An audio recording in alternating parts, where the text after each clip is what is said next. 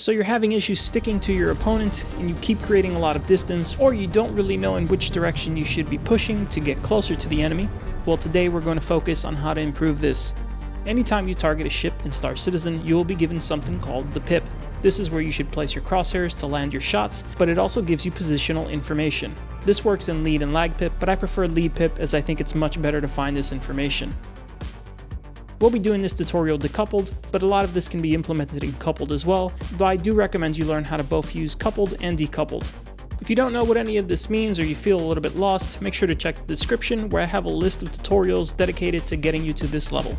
Currently, Fitz and I are drifting through space and we're moving at 104 meters per second, as you can see on the left-hand side. But because him and I are both in a neutralized state, meaning his pip is directly on top of his ship, or his ship is relative in motion with my ship, meaning we're both accelerating in the exact same direction, making our ships look like they're not moving even though we're currently moving through space. When you're in combat, ships are constantly moving directions, so you have to adjust your direction accordingly to get to the target. For example, I want to keep my nose on Fitz, as that will give me a relative idea as to where he is going. You'll see he starts to drift to my side. To me, it's my left-hand side, so I would have to left strafe to get back on him.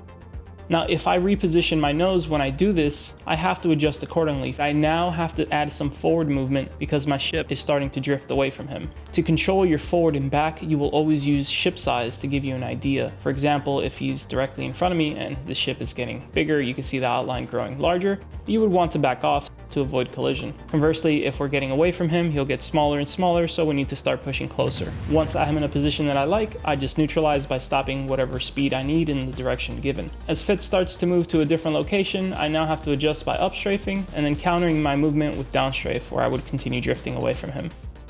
So my goal is to neutralize the whole time and keep him in front of my ship. Because he is moving to a direction, I need to counter.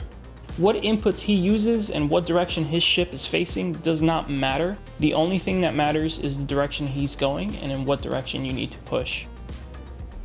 So let's talk about the pip. If Fitz were to move to any direction here, you'll see the pip advance in front of his ship's direction. I'm canceling the pip by left strafing, but if I were to push opposite of him, you'll see the pip start to separate further and further from the ship.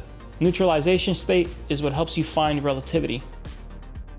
Now that we are neutralized at this distance, I can start to merge closer and closer by using forward or back as needed. One of the main important tools in combat is making sure not to use forward when you're not facing the ship.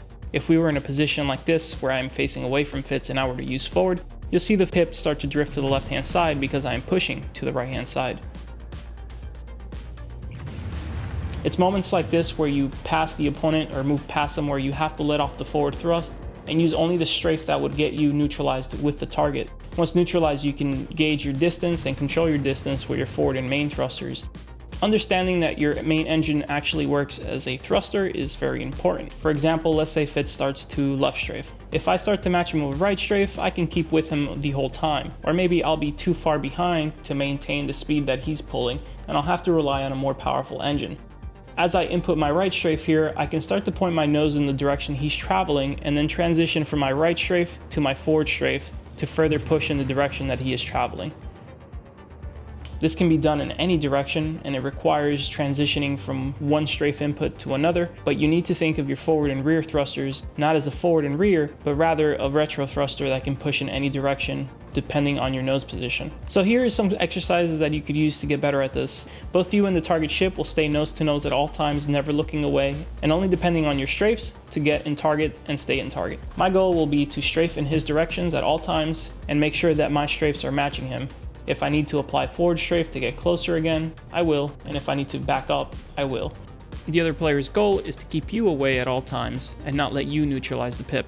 Make sure to start slow and work your speed up as you both progress at this. Here's a view without the pip, but you have to understand in what direction he's traveling relative. If I reposition my nose and I no longer look at him, the relativity now changes, so now I have to use different thruster inputs to match his velocity and his direction. My forward and back become his left and right, and my left and right become my forward and back. It can be very difficult, but with practice and time, you'll get better. Now that you've seen it face to face, you can also practice this in any direction. For example, here I will place Fitz on my left-hand side, and he will move slowly in whatever direction he wants.